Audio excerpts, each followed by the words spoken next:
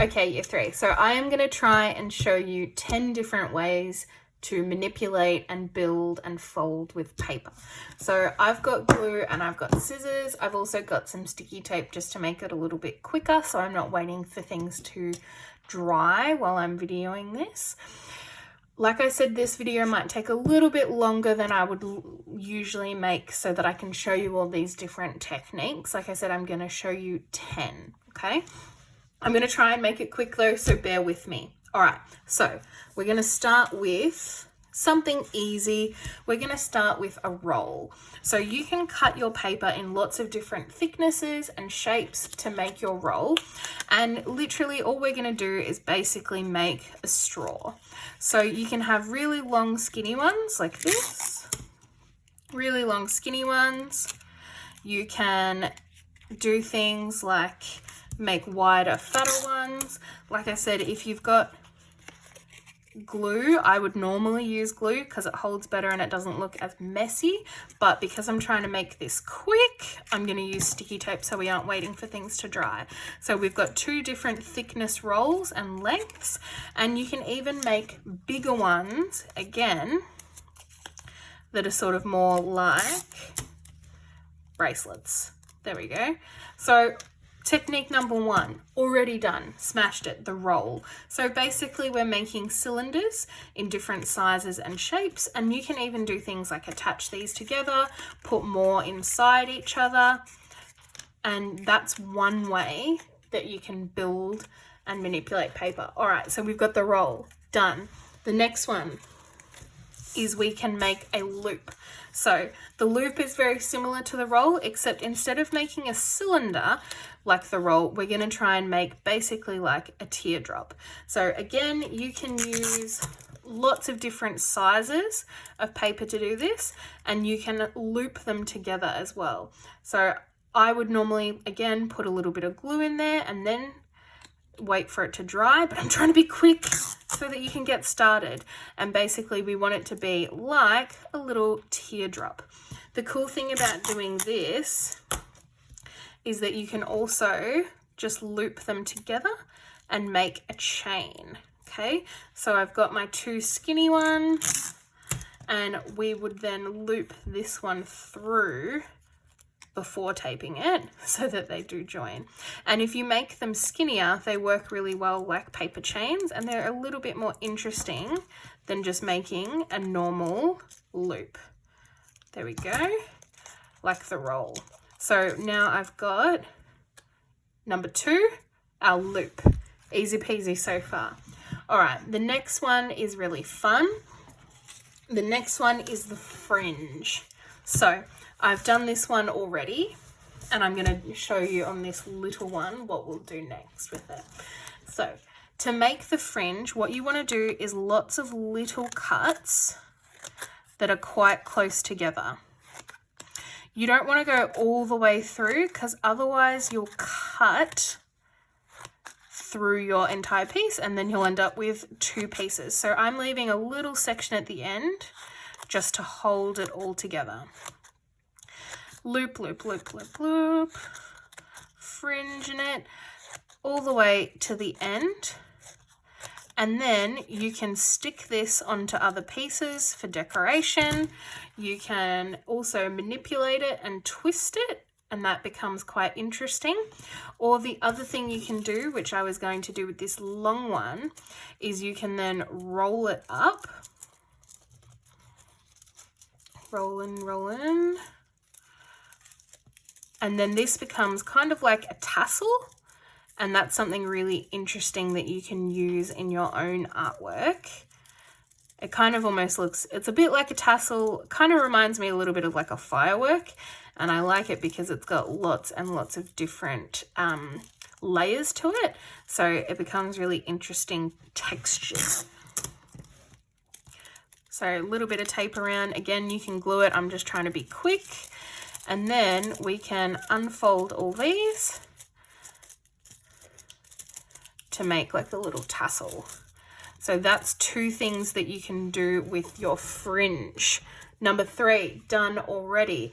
Number 4, Now this is really good for joining things. So this is called making tabs. So you can see on this piece of paper, I've folded it in half and then done the same thing as with the fringe, but with bigger parts. And I've just cut them up to that line.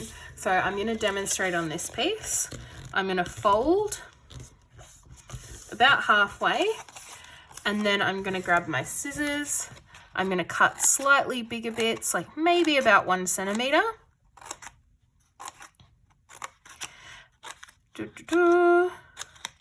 And then if I wanted to attach this to another piece of paper, what I would do is I can do all of it like this, all sticking on one side, and that makes a nice little curve.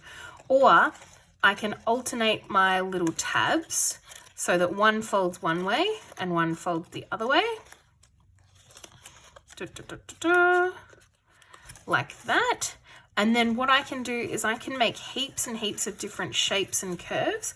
And if I wanted to stick that to my piece of paper, all I would do is put a little bit of glue or a little bit of sticky tape onto each tab to hold it in place. Now this is plastic, so that's not going to work very well. But the little tabs mean that you've got something to stick your interesting paper sculpture onto. That's one way to do tabs. Then with this little one, you can also even do a circle or a tube and do the same thing. So this is really good if you're ever trying to make like a tree out of paper. You make this bit much longer and then you can stick these to the bottom and it's kind of like roots. So there's some different ways that you can use tabs to make it. All right, number 5. This one's pretty easy. We're just going to make some curls. So for this one, you'll probably need either a pencil or a glue stick or something like that. And all we're going to do is wrap the paper really tightly around the pencil. If you want tight curls, you use something small like a pencil. If you want really loose curls, you would use something a bit fatter like your glue stick. So I've tightly wound that around my pencil. It's a little bit loose up this end, so that's not going to be very tight curls. And then I take my pencil out of the middle and I've got a really cool like streamer curl. And then you can use that to attach to other things and make a really interesting 3D artwork. So that's number 5. All right, we're smashing this. We're doing really well. Okay, number 6 is folding. So there's lots of different ways that you can fold. You can do things like get 2 long strips like this. I'm just going to grab a little bit of sticky tape and then we're going to alternate our folds. So this one's on the top at the moment and this one's on the bottom. So I'm going to start by bringing the one that's on the bottom over. Then this one's on the bottom. So we're going to bring that over. Then this one. And we're just alternating. So going from one to the other. One to the other. Alternating, alternating, alternating. Now you might have a little bit too much paper or they might not be the same perfect length and that's okay. But that's worked out pretty nicely for me. And then I'm just going to grab my sticky tape. Again, you can use glue to do this. I'm just trying to be quick. And you've got your little... This is really cool if you do really long strips. And you can even join strips together. And it comes undone and sort of wraps together. That's one way to fold. You can also do things like this, which is kind of similar to making tabs. So I've got my little strip and I've just folded some little tabs on the end. And then what I can do is stick these 2 pieces down to my paper and create really interesting shapes. That's another way to fold. You can also do things like make fans. So you start with a little strip, fold over, swapping sides. This is really important when you're making the fan, otherwise it doesn't fan out. Folding, folding, folding.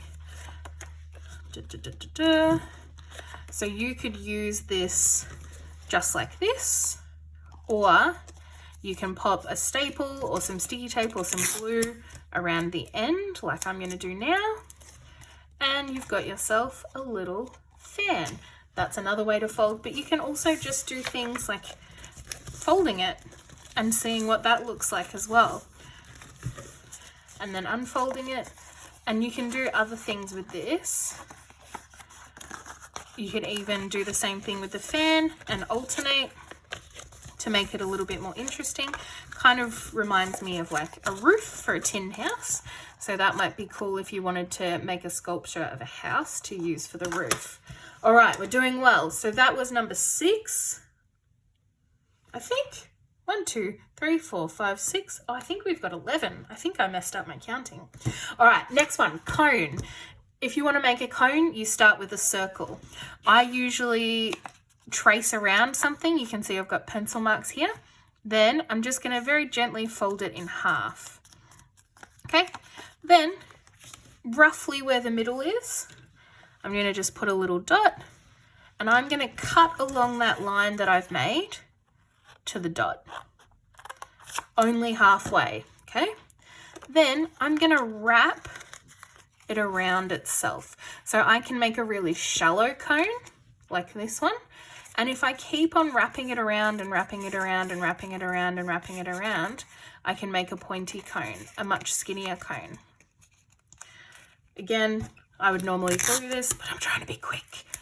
There we go. So that's cone. So just starting with a circle and making a little cut, you can make a cone.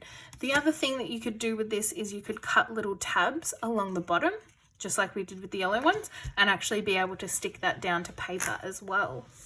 All right, cones. The next one, we're going to do some spirals. So there's 2 ways you can do spirals. You can loosely fold it up. So these ones are a bit looser than the curls we did around the pencil.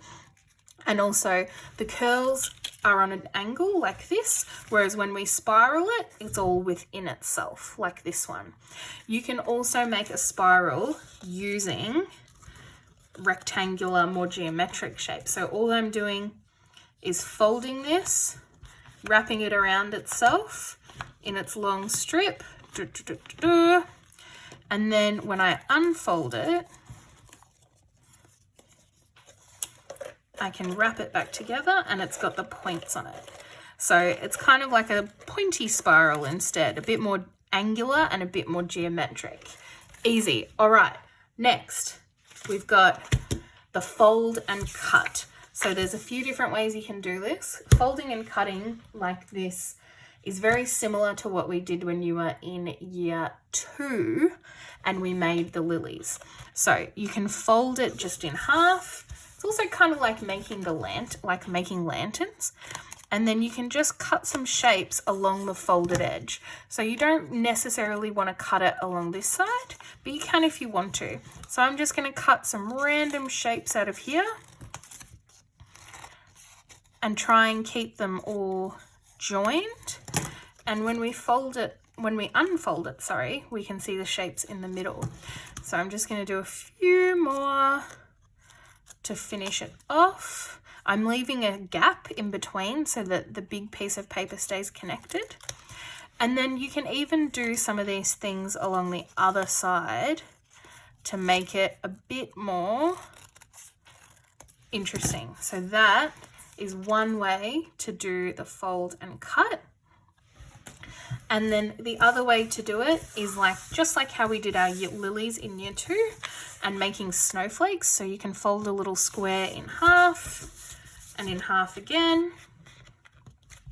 And then you can use your scissors to cut out shapes. And then we get nice symmetrical patterns. Now, it's really important when you're doing it this way that you keep that bottom bit connected.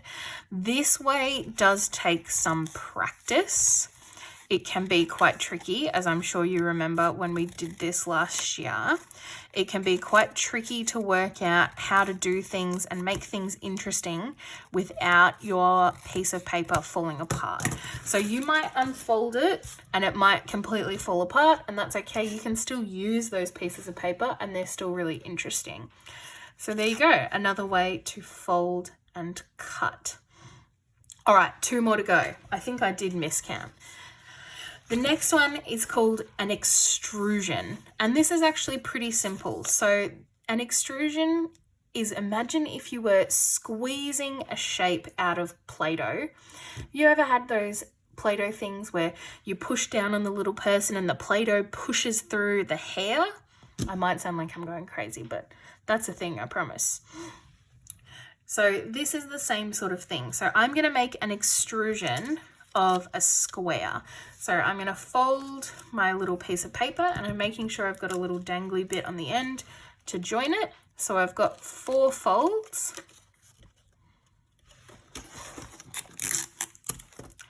And there we go. There's my square extrusion. Lovely. And I can do the same thing with a triangle. A little bit to join it at the end. So I've got all my folds and just that little dangly bit so that it's a bit easier to join together. So this is my triangle extrusion, like that. So we've got our square and our triangle, but then you can even do things that are a bit more interesting, like, hang on. Oh, I need some more folds on that one, hang on. And it doesn't matter if you have to fold the same thing a few times. It's not really something that you can notice when you actually put a whole bunch of really interesting shapes and textures together. So now I've got this little interesting star extrusion as well. So you can just experiment with different shapes you can make. You can make them long, you can make them short, and you can make them normal shapes or more interesting little bits and pieces like that. All right, lucky last. So the last one is making slots. So this is a really good way to join things together. So to make a slot, all you're going to do is put a little snip that doesn't go all the way down, about halfway in your paper like this. And on this piece of paper, I'm going to do the same, about halfway together. So these are called slots, and we're just going to slot them together. And that's a really good way to join things. You can also join shapes and strips together using slots. So I've put 2 little slots in this little roll that I've made, and I'm just going to put a little cut for each of them so that when I slot them together, they go together. Oh, I was going to say go together perfectly, but they didn't quite. They don't quite match up the lines that I made. And then they can slot together. So that can be a really interesting way to join things as well. All right, that's it. We've done it. We've smashed it. I do apologize that this has taken a little bit longer than normal, but it's fun and it's worth it.